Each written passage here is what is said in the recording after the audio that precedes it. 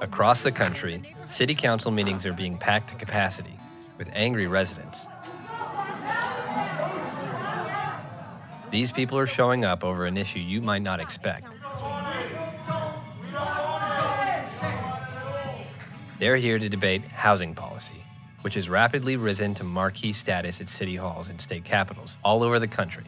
And a quick look at housing prices helps explain why. The cost of housing has shot up 46% over the last 4 years, greatly outpacing the rise in wages.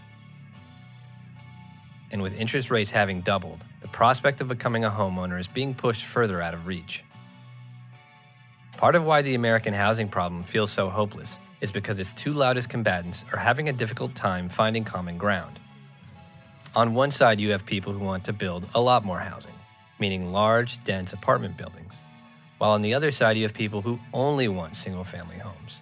Homes that eat up a large footprint of city land while only housing a single family.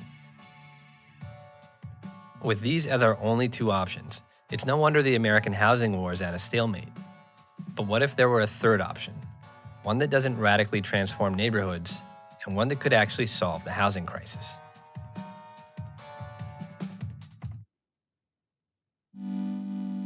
Today, 75% of residential land is zoned for single-family housing. This fact is the legacy of some fateful decisions made over a century ago.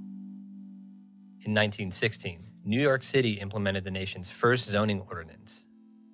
These rules regulated building height, but more importantly, they introduced the idea of separating residential, business, and industrial land uses.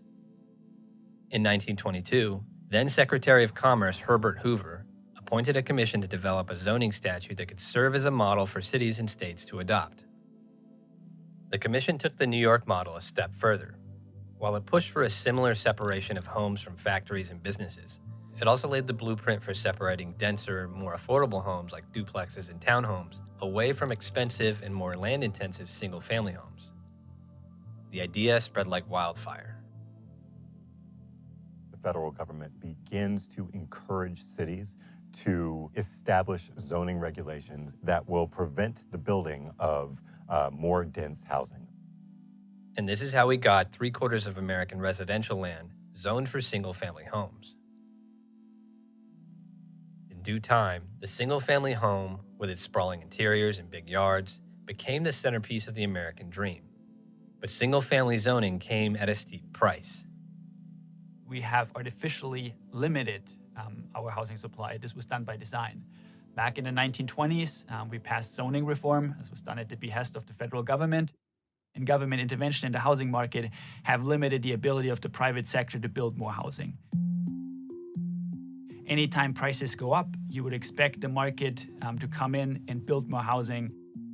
But because of single-family detached zoning, which limits you to only one housing unit per lot, we have made that impossible to do. Economics 101 teaches us when you have limited supply and ample demand, you're going to end up driving up home prices higher. It's this phenomenon, low supply followed by ever-rising prices, that has prompted calls for denser developments like apartment towers. Those calls have in turn invited a backlash from single-family residents, who worry that large apartment buildings will destroy the character of their neighborhood. This graph shows us the types of new home builds over the past 60 years. These red bars are the share of new housing built as single-family homes, and these yellow bars show housing built as larger, dense developments, like apartment buildings. Together, these single-family homes and these larger apartment buildings represent the overwhelming majority of new home builds. But what about this blue sliver here in the middle? This is a widely neglected form of housing, and it's what American enterprise scholar Edward Pinto calls light touch density. I define light touch density as things that are in form and size similar to single-family houses. From the street, it looks like a single-family house, but when you look sideways, it's actually 4 townhouses. This is a light touch density unit. From a distance, it looks like a single-family home, but is actually 4 units. This one here also looks like a single-family home, but it's actually a duplex. And this home here is actually a triplex.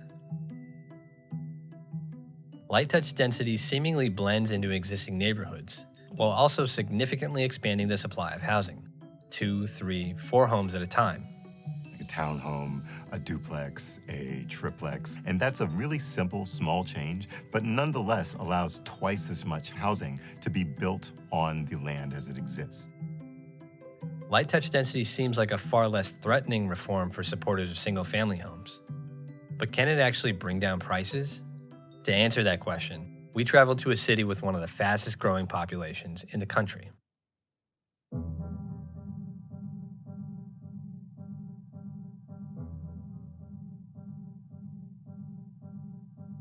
We've just seen this rapid insurgence of people.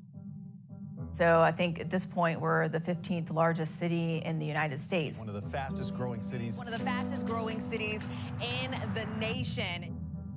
Like many American cities, Charlotte, North Carolina is struggling to absorb its large influx of residents. The median price for a brand new single-family home is $465,000. Charlotte is not unique in our housing affordability challenges. We have built a ton of apartments and we've built a ton of single-family homes. And we have underbuilt duplexes, triplexes. In small pockets of the city, Charlotte already has light touch density. And the facts about those neighborhoods show us what it could do for the real estate market if it were allowed citywide. We've studied, in particular, one of those neighborhoods. It was on a street called Pecan and a side street called Kensington. Pecan in Kensington is an old light touch density neighborhood, one that allows up to 22 units an acre. Because of the zoning, which allows up to 22 units an acre, we compared it to a street 2 blocks away called The Plaza, which allowed 5 units an acre. The plaza is zoned for single-family homes, which bars developments like light touch density housing and tightly constrains the number of allowable homes per acre of land. And what we found was that the median on Pecan was lower than the lowest priced house on the plaza.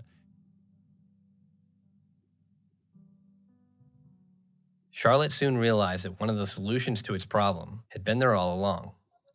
In an effort to combat the housing shortage, Charlotte enacted an ordinance that would legalize light touch density throughout the city. First day of the new Unified Development Ordinance. Regulations for development take effect. Changes will allow higher density housing in residential neighborhoods.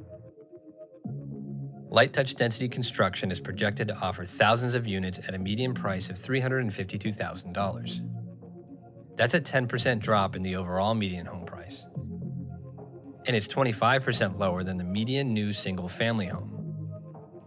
If light touch density were available by right, we estimate that nationally over 10 years, we'd add 6.6 million housing units. That's a huge difference in terms of, again, having your children and grandchildren being able to live in the area that they grew up. They can live in the same neighborhood. They can live near me because light touch density is going to provide the naturally affordable, naturally inclusionary housing, all in the same neighborhood. We can't expect them to live in our basements.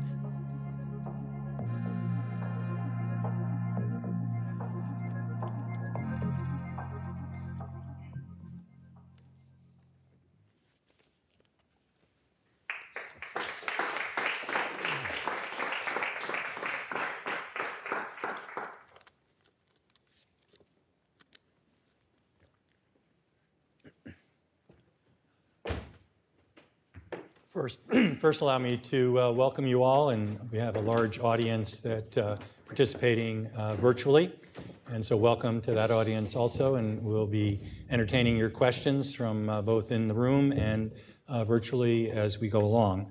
But before we do that, we are going to have a few remarks. I'll make very short remarks and then turn it over to Arthur and then Tobias. And so you know what light touch density is. Basically, I took the 3 houses there, put them in a row, and you now have light touch density. And it makes a huge difference, and you're going to learn some more about The neighborhood that we studied here, the Pecan Kensington neighborhood, adjacent to the plaza. And you'll hear about why light touch density is compatible. We've already heard some about that. You'll learn from Arthur, who's the senior manager for supply initiatives at the Housing Center. You'll learn how we use data, how we create data, and then turn that data into information that we then use to create maps and all kinds of other things. You'll see some of that and some of our work there. And then Tobias, who's the co-director with me of the Housing Center and a scholar here at AEI, the importance of case studies. We've done over 24 case studies. We have many more in the works. And those case studies are what demonstrate that A, light touch density works, B, it's been around in areas for a very long time. We're finishing up a study in Cherry Creek, Denver, that we happened to stumble on when we were in Denver at one of our convenings earlier this year on our West Coast swing. And Arthur was out running, and he stumbles on, across the street from the hotel, a quintessential light touch density district that's actually over 100 years old.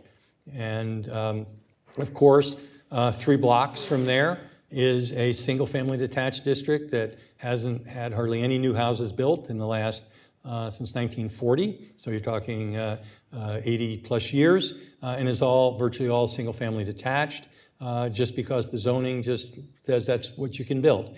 Yet this other area has changed organically, changed on its own without any housing subsidies, without any government really intervention, other than allowing it to be done, getting out of the way.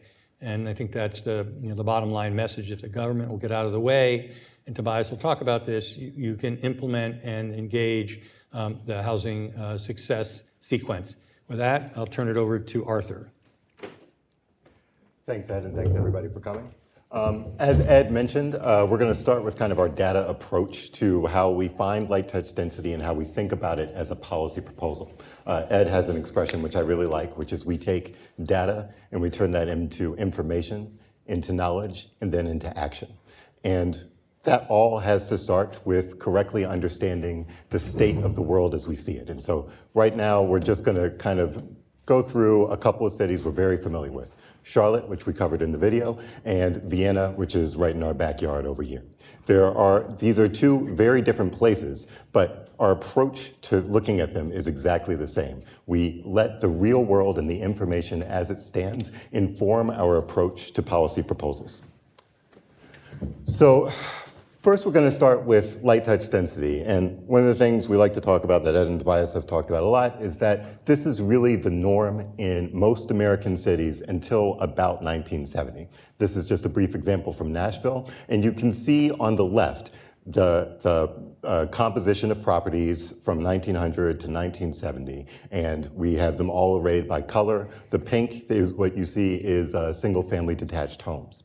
On the right, we take out the single family detached, and what you can see is that the light touch density is really spread all throughout the city. It is not uncommon in most cities in the country to have light touch density being next door to single family detached homes. It's only in the last 50 years or so where we've begun to make such constructs illegal through the imposition of zoning. Looking at Charlotte, which we just went through, we have a similar story where Charlotte has really gotten a lot of this right over the past 2 decades. You can see on the left all the homes that they've built since 2000, and on the right, the light touch density homes they've built in the same time period. And you can see that those aren't everywhere throughout the city, but they are in large portions throughout the city. There are zones like the ones discussed in the video that are limited to something like 5 homes per acre, but a lot of the city has been zoned for a long time as higher density, and they've recently passed a few ordinances that have allowed light touch density generally. Vienna, on the other hand, you can see as a huge difference where they have legislated out light touch density from their town through the means of zoning. And what that's meant is that you get none of what you see in Charlotte, where light touch density is intersped. Instead, you get almost no light touch density within the town's boundaries, despite there being a very compelling economic case to do so. It just happens to be illegal for homeowners to make that use of their property. And we can see here kind of what that opportunity looks like on the ground. This is that part of getting from information into knowledge. Once we have the data, we can actually look at these individual cases and see what's happening. And in Vienna, if I just go back a slide, we can see that they've actually built quite a bit. It's just that what they've built has been McMansions that have replaced the homes that were already there, which in most cases were starter homes, smaller homes, like the one you see on the left. But what's happened with McMansions is that A, they've added almost nothing to their housing supply because they're just tearing down a small home and building a larger one. But B, they've made their housing stock much more expensive. That original home, on the left is worth about $800,000, and the one on the right that's been redeveloped recently is worth $1.8 million. So you add nothing to housing supply and you get much more expensive when you don't allow light touch density to ease some of the pressure on housing constraints in your communities. This is the home that we saw in the video in Charlotte. That's a townhome. It's roughly the same size lot. It's in a neighborhood next door as a single family detached home. And the surrounding homes are worth the same $800,000 as the home we just saw in Vienna. The difference is when you allow this light touch density development, in this case 4 townhomes, you get homes that are worth $400,000 to $500,000 as opposed to the $1.8 million home in Vienna. So you've taken your existing housing stock with light touch density, you've added 400% to it, and you've halved the price. Where in Vienna, you've added nothing to it and you've doubled the price. And that's really the difference that legalizing light touch density in communities across America can make.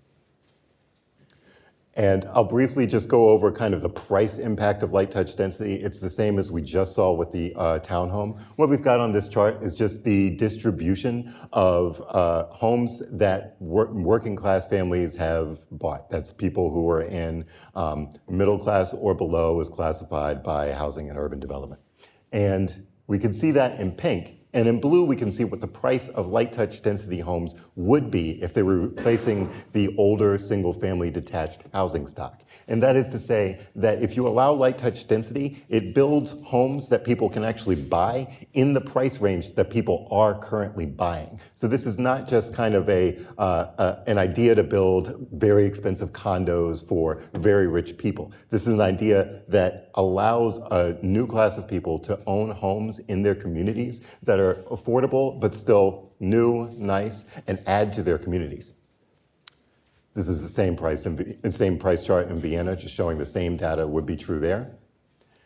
And then finally, just as an addendum, one of the things that people often object to with proposals like light touch density is a concern that it will lower the value of properties in their communities, specifically their own property. And what we can show looking at Charlotte and what Tobias has shown is that this isn't the case. If we look at single family detached homes that are in the 22 units per acre zone and the ones that are in the lower density 5 units per acre zone, that is in the zones that allow townhomes and the zones that do not, those existing single family homes appreciated at almost exactly the same rate. It's certainly not the case that they lowered. Instead, what they did was the existing homes tripled in value since 2012. So this is not a threat to the communities and properties as they exist, and only a benefit to people who are looking for naturally affordable housing that they can buy. Thank you, Arthur. So I'm going to be talking a little bit about why do we focus on these case studies like we've seen in the video on Charlotte. And once you start thinking about it, there's actually lots of complexity involved with zoning and land use changes. And the questions that you always have to answer, well, how big of an area was actually affected by the zoning change? And because it can really range from just a few homes that were affected, it can be part of the city, it could be the entirety of the city. And the second thing that's really important is, well, after the zoning change, were there any poison pills left in place?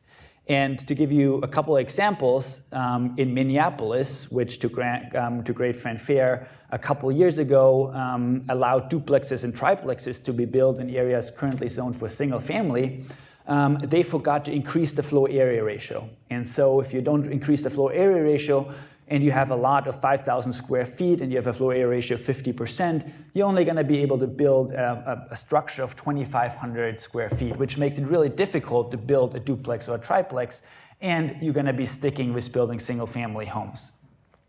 Or there was a town or a city in California that said, well, great, you can now build ADUs in our city, but they said you have to build these ADUs exactly to 800 square feet. If you build 1 square feet above or 1 square feet below, you're going to have to tear it down, which of course makes it difficult for developer to follow through.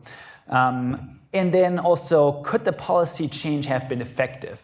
And to give you an example again from California, Costa Mesa, they lowered the threshold, the minimum lot size threshold to be allowed to add an ADU to 7,900 square feet. But of course, without any additional background, you don't know how many units, how many lots have square footage above 7,900 and how many are below 7,900. So it's really hard to determine the effect from just looking at zoning changes face value without drilling in deeper. And so relying on news sources or AI or machine learning algorithms to assess the outcomes of these zoning changes is very, very difficult, and you really need to drill in more deeply. And that's what we have done with these case studies, and we focus on here on the list. Here's a list of about 23, 24 case studies that we've done. There are more in the works. But by focusing on a few, we've really been able to understand all the nuances and all the details. And while light touch density has largely been made illegal across the country, as we've heard earlier, it actually, some of the jurisdictions have been experimenting with zoning changes, which have allowed developers to build more housing, and those are the instances that we've been focused on.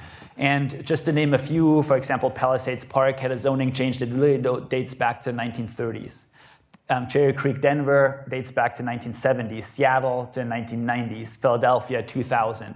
And by focusing on these case studies that have some time in between now, we're really able to learn from the outcomes, the good and the bad. And we have distilled these lessons down in what we call the housing abundance success sequence. And it has really 3 simple ingredients. Number 1 is you need to make it by right. So you need to take the discretion out of the process. Number 2, you need to allow greater density, particularly around a walkable and amenity-rich area. So that could be moderately greater density, but you could also build more density in really high amenity values areas. And finally, you need to follow the KISS principle, the keep it short and simple principle, with your land use changes, but also with your permitting and with your building codes, where you should be reducing the cost to build. And if you follow these steps, you're going to unleash a swarm of small-scale builders. They're going to be building housing at a rate of about 2% per year. They're going to be adding to your housing stock at a rate of about 2% per year. And over a span of a decade, you're going to have added 20% to your housing stock. And from what we've seen is this development continues until supply and demand are again in balance, which of course now we are very far from. On the other hand, if you don't follow these steps and you try to micromanage the process, you're not going to get the results that you hope for. So the best thing that you really can do is get out of the way and let them build more housing, as we've seen in Charlotte and other places. Okay, thank you. So we're ready for questions from the audience. If you're remote, please send emails to the email address that you were provided with your link. And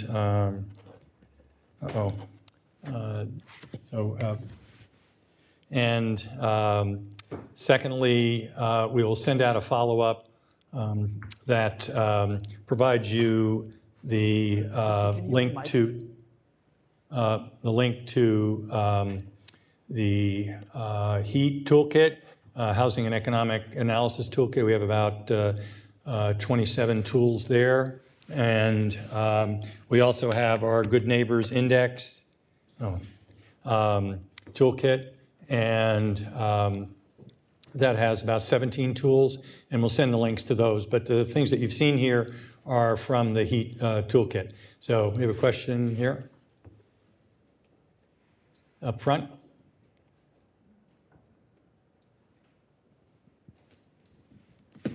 Thank you for talking to us tonight, and it was a good documentary, so thank you. I wanted to kind of ask on more like the political angle of it. As conservatives, dense housing usually begets more liberal voting patterns. How do you account for that? Well, the way we look at light touch density, it can cross political lines. From a conservative perspective, it's all about property rights. We're actually compiling a list of state constitutions, and my guess is we'll end up with about half of them that have pretty explicit provisions that talk about the inalienable and/or inviolate right to own, possess, and use property. That has to mean something. Today, it's meaningless. Nobody has the right to use their property. They have to get permission for anything they want to do, including putting up, my example is an accessory dwelling unit. I have a photo of an accessory dwelling unit in Concord, Massachusetts, where the first battle of the Revolution, the Minutemen, and there's a colonial single-family detached building. It was a tavern, but it was an owner-occupied building. And in, I think, 1785, 1790, the owner added an ADU next to it, attached ADU to it, obviously didn't have to get anybody's permission. What's wrong with that?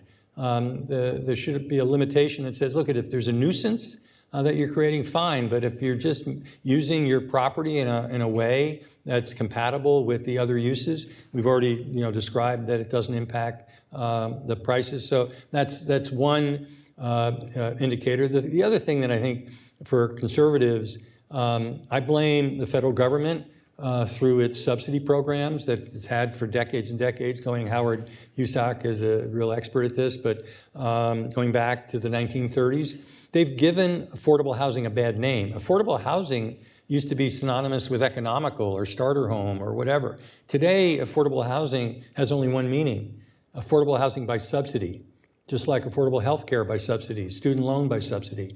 The government creates these things by adding the subsidy, and then people say, wait a minute, I don't want that type of housing. In the case of the government housing, subsidized housing, they don't upkeep it very well. And so it starts creating problems.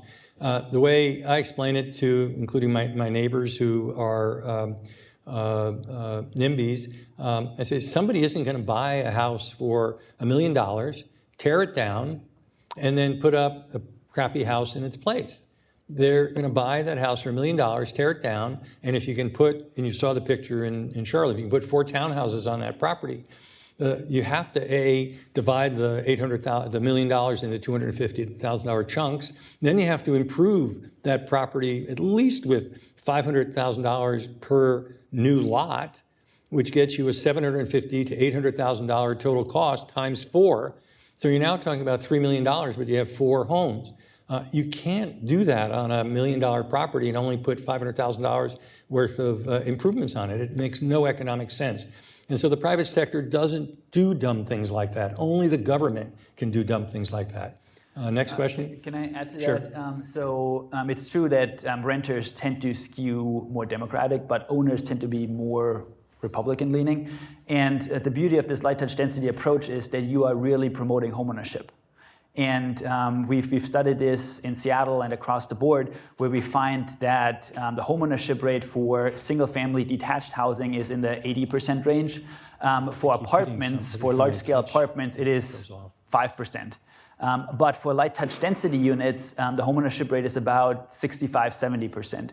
So you are actually increasing the homeownership rate and the number of homeowners, which tend to skew more Republican.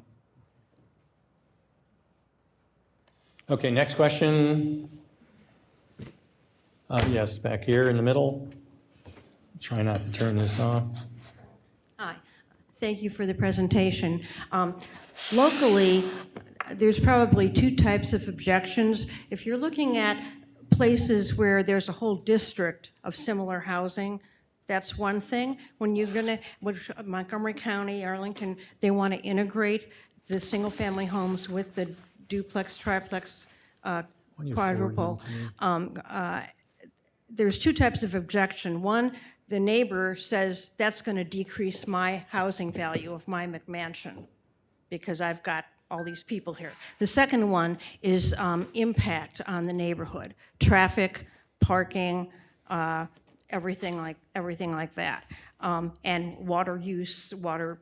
So, have you done studies that look at those impacts, which address what the political objections are locally? And this reminds me, I have a long history in housing and affordable housing. This reminds me of the Great House concept from the 90s, when to get MPDUs in, like in Potomac and stuff like that, you'd make a large house that had 4 units, and it looked just like a large house. You want to take a first crack at it, Tobias? Sure. I mean, Arthur showed a chart earlier. Maybe we can go back to it.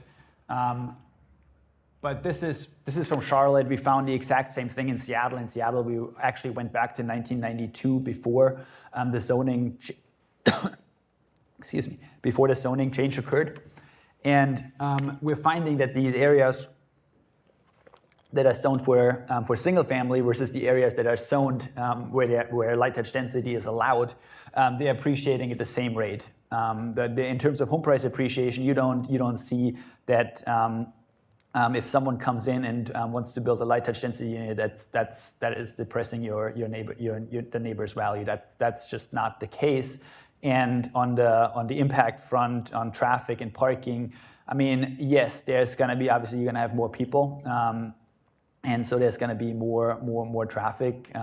But you can mitigate it to some extent. So, for example, in Palisades Park, which we've studied in great detail, they mandated that you need, if you wanted to build a duplex, you needed to put 2 garage spaces and 2 driveway spaces on each unit. So you end up with actually 8 parking spots on each parcel. So there's not, in terms of street parking, you're not going to see much street parking. Of course, 8 units seems a little bit much for 2 housing units, but that's what they did. So I want to adding to that on the impact question. One of the things we found as we've looked through jurisdictions all across the country is that light touch density development actually increases your tax base by a significant amount. If we looked at that townhome from earlier, it was the set of 4 right there. So that home, the home before it was probably about $800,000. If it gets replaced by 4 $500,000 homes, you've taken that lot from an $800,000 one to a $2 million one. And yes, you do have 4 times as many people, but that means you also have more than double the amount of tax revenue coming in from the new housing supply. And another thing about that is one of the virtues of light touch density is exactly that it is light touch. We can contrast that with a large affordable housing development or even just a market rate high-rise rental that comes in and immediately you have 200 new people in your community. As Tobias said earlier, we're talking about, if you allow market forces to take hold, about 2% of the properties in a neighborhood per year being redeveloped. And that means the whole process takes about 50 years to play out completely. And that gives neighborhoods a long time to adjust to the influx of population that brings. And at the same time, as I mentioned earlier, it gives them the revenue to make adjustments as they need to schools, to sewers, and to the existing infrastructure. So it wouldn't be a housing center event if I didn't mention that I grew up in Palisades Park, which is where I got the idea for the term light touch density. And actually, my father and mother moved from Palisades Park because the tax rates were higher there than in Richfield, the town next door. There's a quirk of why Richfield at the time had a lower tax rate, but that's not important. But they moved in part because of that. Today, or recently when we did the study, Palisades Park, among all of its cohort of municipalities around it, these are all small municipalities, has the lowest property tax rate because about 60% of Palisades Park, and it's taken decades and decades, has converted from 1 home per parcel to 2. It's as simple as that. And so something as simple as going from 1 to 2. You don't have to go all the way to 8. You can go to 3, you can go to 4. Townhomes are, a good way to go, as that this example shows. But you also want to be cognizant of what the highest and best use of that property is. So when we create these histograms and maps and everything, it's based on looking at how much, given the land price and the land share, and the current use the property is being put to, if it's a old home that has depreciated substantially. We're not saying in bad shape, it just is old and depreciated. It's still livable, but the land value is now 70, 80% of the total value. The highest and best use is to tear it down and build something that is a higher and better use. So we have two ways of going. You have the McMansion way that Arthur talked about, which says, okay, I'll tear this down. I need to get that land share down from 80% back to around 30. So if you pay $800,000 for the lot, it's a simple calculation. You have to get back to 30% of X is equal to that land value. And so you have to put a couple $1 million of improvement value. Otherwise, no one's going to want to buy that house. It's under-improved. Even if it's new, it's under-improved.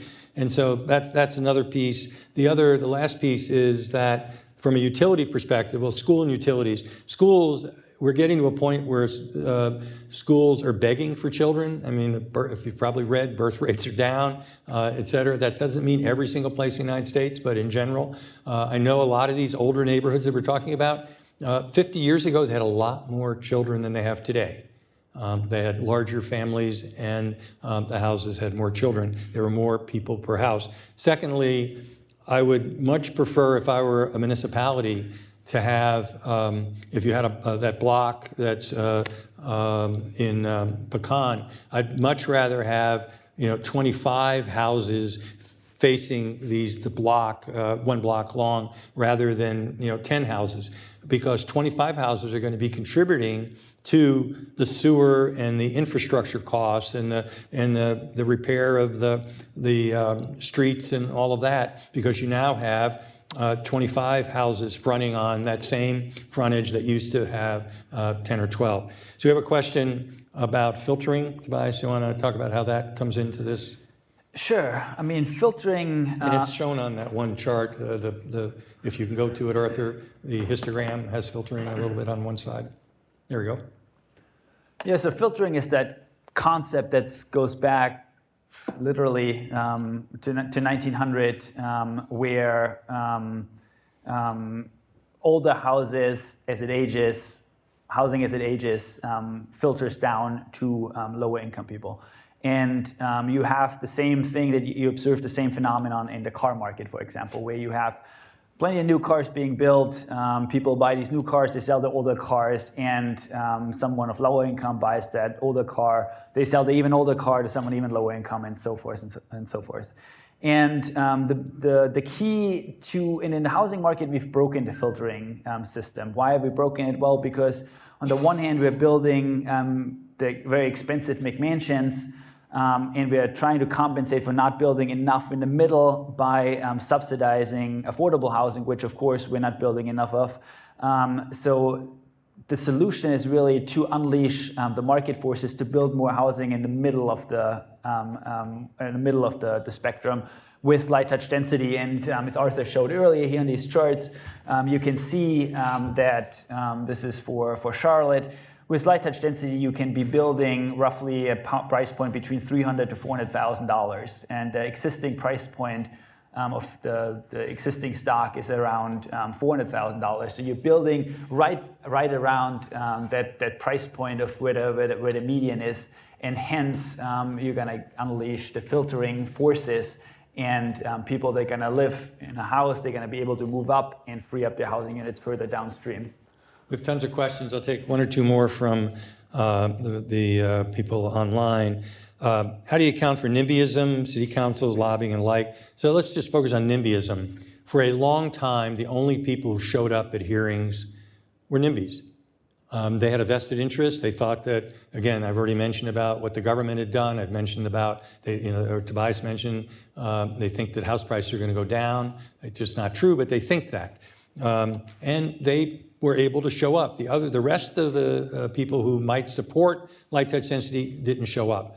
And so we know that places like Austin and Charlotte and Arlington and Alexandria, those light touch density proposals passed because people actually showed up. You don't have to have a majority of people, but you have to have a credible number, because then the politicians at least see it's just not a group that's against it. There's actually some people in favor. And the strongest argument that people give are basically two arguments. A, we don't want to become California, and that means from a house price perspective.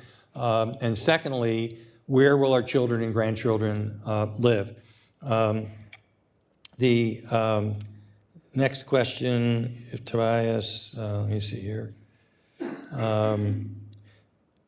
Much of the opposition to higher density is aesthetic, or how much is aesthetic, how much is socioeconomic? And the latter seems to be the motivation in Arlington behind the opposition to missing middle and light touch density, even if not explicitly voiced. Yeah, I mean, I think you already covered it earlier, Ed.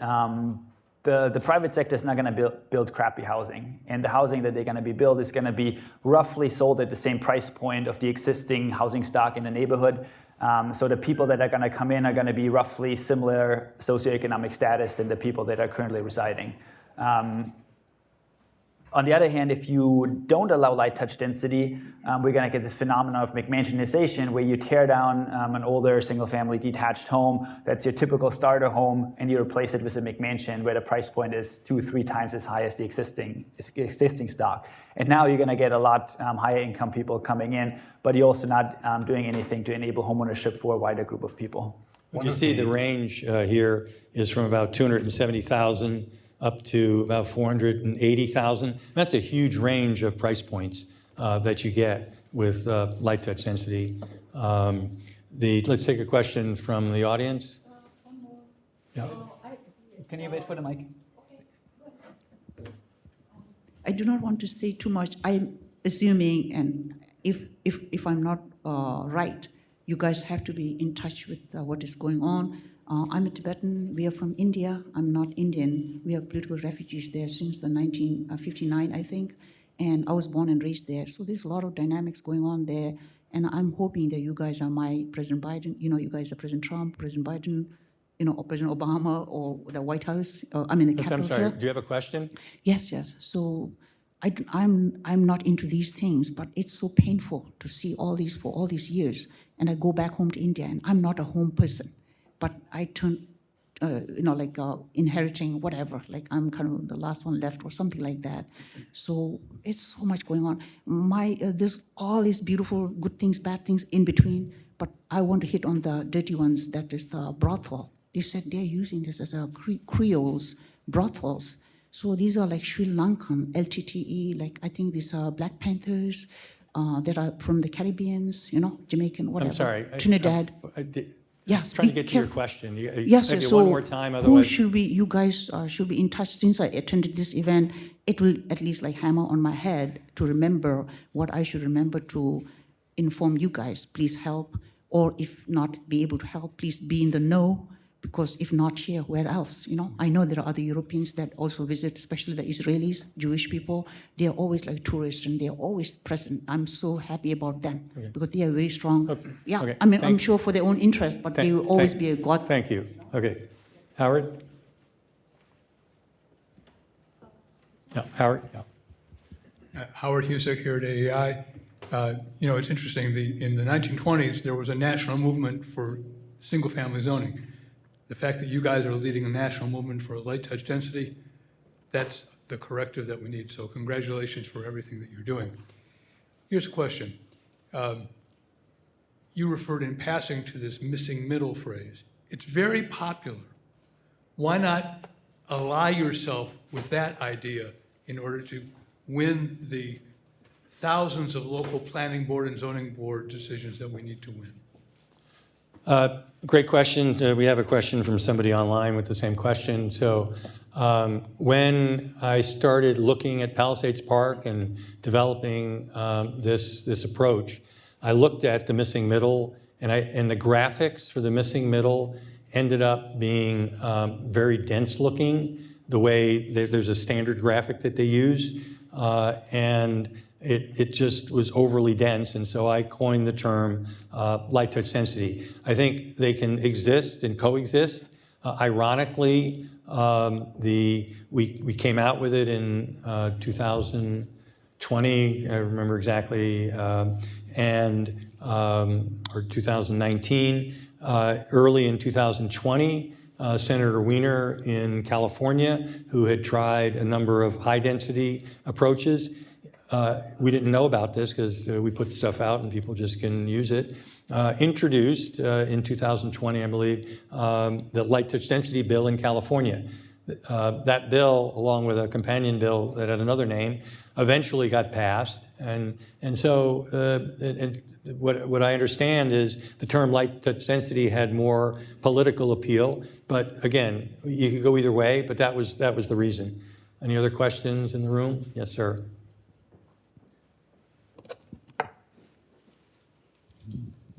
Thank you. So if a community adopted a light touch density zoning code or building code maybe would also help too, what kind of a timeline would you expect based on housing turnover? How long do you think it would take to have a meaningful number of light touch density buildings in the area? And does that timeline get longer or shorter based on the excess zoned capacity that you create? So the short answer, and then I'll let Tobias weigh in. The short answer is that assuming it's economically viable to tear down what's there and put it to a higher and better use, and I've already explained what has to be present in order to do that. You have to have a high land share, usually above 60%, which means the house that's there usually is old, and that's why you have that high land share. Secondly, you have to have the by right zoning, which Tobias talked about. Third, you have to have the KISS rule. And if you have those things in place, then it will unleash the housing. Studies that we've done in Palisades Park, in Tokyo, in I think Seattle, we're doing one now in Cherry Creek, show that if you have about 100 homes that are economically viable, about 2% a year, as was mentioned, will convert. A number of things have to happen. The house has to come on the market. This is not a government urban removal program, which is the way the government normally operates. This is not eminent domain. This is people have to have a house on the market, they have to sell it, and a willing buyer and a willing seller have to come to terms. And sometimes it's going to be somebody that wants to build light touch density. Sometimes it's somebody that wants to build something else. We're not outlawing single family detached. We're not even outlawing McMansions. It just becomes an option. And it ends up being around 2% a year. But as Tobias said, it's like compound interest, 2% a year. Every year, Palisades Park in 30 years had roughly a 60% conversion. Because virtually all of the homes ended up, being eligible. And as we found out, the older homes tend to get done first. They're the ones that have the most deferred maintenance or depreciation, and they get picked off first. But Palisades Park, 30 years go by, and all of a sudden, homes that weren't viable 30 years ago are now 30 years older. And now they're viable. So anything to add, Tobias? Yeah, we also hear oftentimes the concerns about the labor force, right, and lumber prices. And what we find with this light touch density is that, and we've studied this in Seattle in great detail, is that it is small scale builders that literally come out of the woodwork. And it might be lawn care professionals that already have the truck, that have the tools, that have the skills. And they decide, oh, now I can become a subcontractor, and eventually they're building the home themselves. And they're responding to these opportunities. Likewise, oftentimes there's a concern about financing. In Seattle, they've built 18,000 townhomes without any federal financing programs. What happened was that small-scale lenders stepped in to lend to these small-scale builders. And of course, some of them had cash financing, but 70% were financed, and most of those got done by these specialized lenders that catered to these light touch density developers. So it's not to worry too much about, well, will this actually happen? Let's just get out of the way and let the market figure it out. So another question from remote question. What makes light touch density different than small multifamily buildings, duplex, triplex, quadruplex? So we've got this idea of light touch density. It could be ADUs, it could be townhomes, it could be duplexes, triplexes, quadruplex, multiplexes up to say 8 small apartment buildings. Two things. One, it may not be economically viable to build the townhomes or the 8plexes or even the 4plexes. Number one, you have to go with what's viable, and that's why the model we use figures out, based on the facts I mentioned, how many are appropriate. Sometimes it's 2, sometimes it's 6, but you can cap it at 4, whatever. Number one. Number two, all of these are potentially eligible, but in the case of, I was doing a presentation to the North Dakota Housing Commission, Housing Advisory Commission that the governor set up, and in Fargo, and it wasn't feasible. Land values weren't high enough and land shares weren't high enough, but I stumbled on a concept that was being implemented in a suburb of Fargo, happened to be across the river in Minnesota, that had what they called twin homes.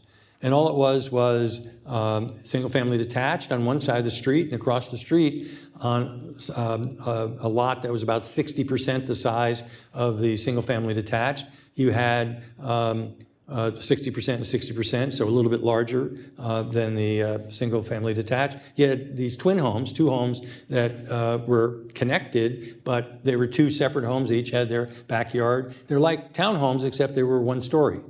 And I think they were 30% less per house. They were smaller. That's one of the key things that we find in our research. We've done a ton of research on this. The reason that light touch density homes can be less expensive and more affordable without any government subsidies is because they require less land. And in the areas that they're economically viable, land is very expensive. What state in the country has the most potential for light touch density? It's the state that has the worst housing policies in the country, California, because they've driven the house prices up to levels that are unconscionable. But there's a huge opportunity in the millions over 10 years for light touch density. And so we look, so we come up with a solution from North Dakota that's different than a solution for California, that's different than a solution for Minnesota and St. Cloud and things like that. So I was in Nashville yesterday, and I basically answered a question by saying, our goal is to find and identify a solution for every area. It could be rural, it could be urban, it could be suburban, it could be larger cities, smaller cities. There is a solution for all of those. We even have solutions, we don't have time to talk about it today, but stay tuned, for cities that have lots of dilapidated vacant lots. And we've been doing studies on Philadelphia and St. Louis and Cincinnati, so more to come on that. Anything to add, Tobias? No, I think so. Let me see. Any questions in the audience? There we go. Excuse me, how are we doing on time? What time were we supposed to end? What was our end time? I think 6. Is that with so the Q&A was ending when? It's supposed to end 20 minutes ago. Oh, okay. So we'll take one last question. I'll be quick. Right? I'll be quick. Okay. Having so much fun. So each municipality has unique zoning laws. How can state legislations make laws that encourage light touch density across all of their localities? So how to have a statewide effect? Is that? Yeah, essentially. So one of the most effective ways to do that is through minimum lot size, and a number of states are considering that.